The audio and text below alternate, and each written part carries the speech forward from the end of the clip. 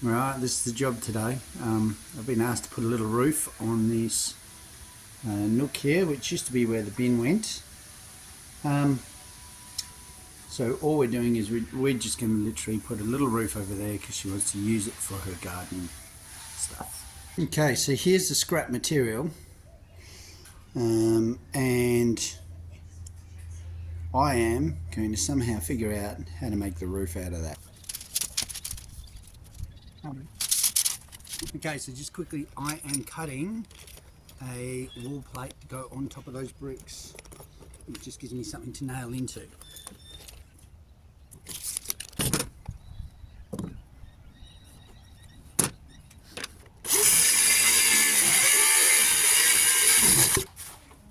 Okay, so we've cut the wall plate. I'm just marking where the middle of the bricks are. So I can drill the holes, have it hold in there, because these are all solid bricks. Okay, because I marked where the bricks are, I'm just going to pre-drill the holes.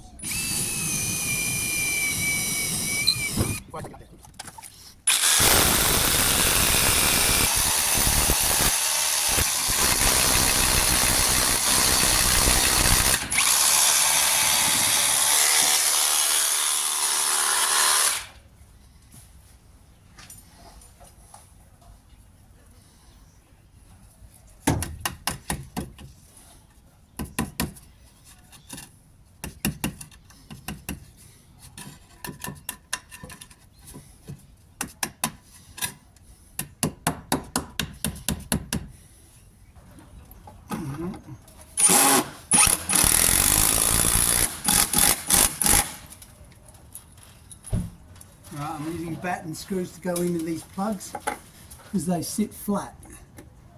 That's the only reason.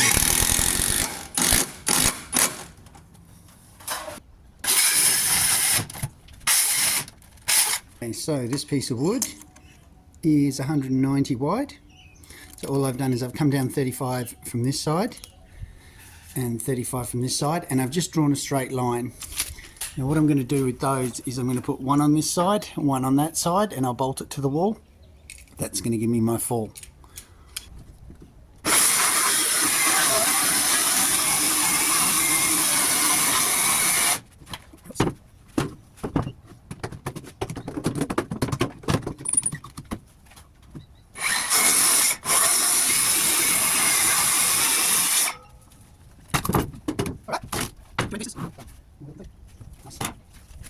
Okay, so I think it's a bit wide, the span, just to have two, so I'm just going to cut one more, trace it, and I'll put it up. So I pre-drilled the holes on this, you can see, and I have a mark where it's level. So I want that to go right there, and put some plugs in the wall just there.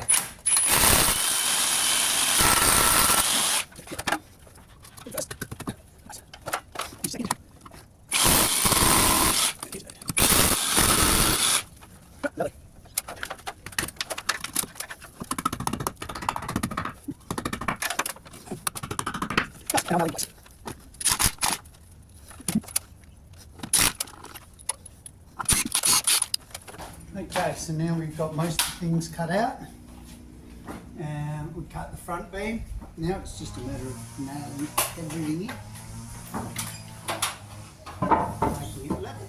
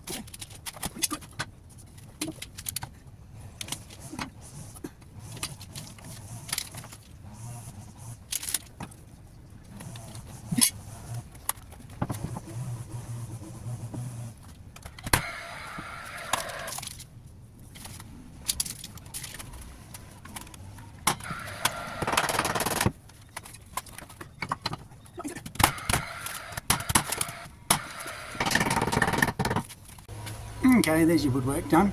So we've just got a few little cross beams for them, for the HardieFlex to screw into.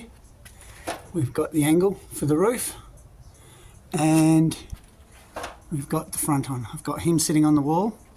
This one's actually nailed into this, and I've got a bit paranoid with that because theoretically, if it was a house, you would actually cut it into the wall, but because it's just a stall, I've just nailed it in and got a bit paranoid and put about 1,000,000 nails in. Alright, now let's put on the HardieFlex. So at the moment I'm just cutting the roof. I'll just cut that sheet. You'll see it'll go on like so. That's just 6mm HardieFlex. Okay, we're cutting it down here out of that spare sheet. Like I said, it's all leftover material. So the idea of using the HardieFlex is it's pretty flat. I'll be able to seal it to the wall, and also when you paint HardieFlex it actually does become waterproof. So that's the way I'm looking at it. I don't really want to have to be dealing with tin. It's easy to deal with HardieFlex. So I am just going to cut a piece for the front there and a piece for the side to give it a nice finish. That's why I wasn't all that concerned about it being 100% level. And so we'll get a nice HardieFlex finish all the way around it. Okay, so we've put a bit of Hardie board in there. I've just cut them all, and I've got a bit on the top there. So I haven't screwed the top in properly because we're going to give it a bit of a paint. So what we'll do is I'll get the owner to paint that. It becomes waterproof, and then I'll screw it all in place. And then while I'm just waiting for that, I'm just going to put in a shelf. So I'll come back on another day and properly attach the roof. Yeah, but all that is just 6mm HardieFlex, all coming out of the one sheet. I actually did have enough, if I needed to put a ceiling in, but she says she doesn't want a ceiling. She's fine without a ceiling. Yeah, and this owner pays terribly. She pays in chocolates and breakfast. This is my mother-in-law's place actually, so just letting you know that. That's why we're doing it out of scrap. So there you go. That's it for today. Obviously my mother-in-law has to paint the top roof. Once she paints that, that'll all be waterproof. So all we did was we cladded it with the 6mm HardieFlex. My mother-in-law was too tight to buy any plywood, so I had to make up that shelf. Please don't hold that one against me. All right, and through the back. So she's going to do a bit of painting now. I'll come back and then I'll fix that roof on. I'll seal it to the wall, make sure it doesn't leak because that's all tucked under anyway. And then I'll finish off and show you that then. So far, this has cost my mother-in-law 2 eggs, 2 slices of bacon and a cup of tea. So if you want to know how an Irishman makes money, it's because they are the cheapest people you've ever known. Okay, so we're back. You can see the owner's now using that little niche as her little space. She's got her bin and all her gardening gear in there, which is what she wanted it for. So all we're doing now, she's painted all the top and she's painted the roof. So we're just going to install it into that area and seal down that side. Let's mark the undersides.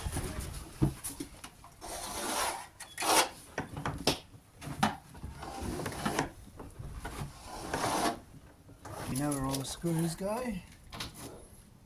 It's 120 up, 120 up, 120 up. Okay.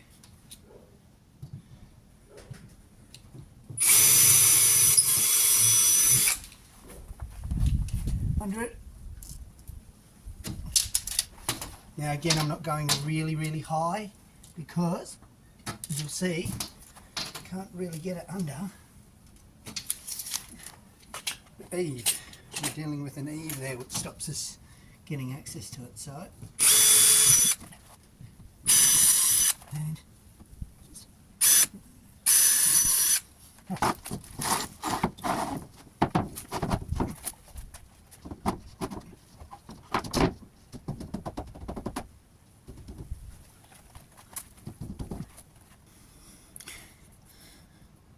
Okay, so those are the screws we're going to use. 30mm timber fix with a neon head, and they will screw it in place. It's not going to go anywhere.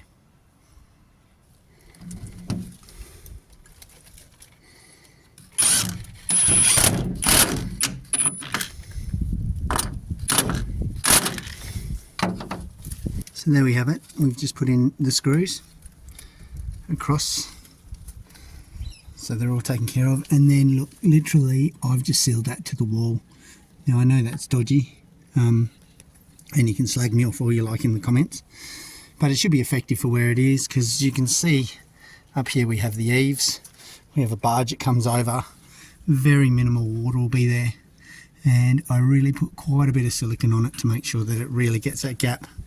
I'm just trying to stop it go in between. It should run down the flat surface pretty quick. Underneath, as we come up, there's your roof.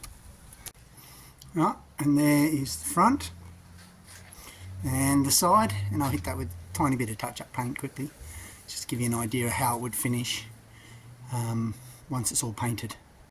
Alright, so there you have him all painted up. It's come up nice.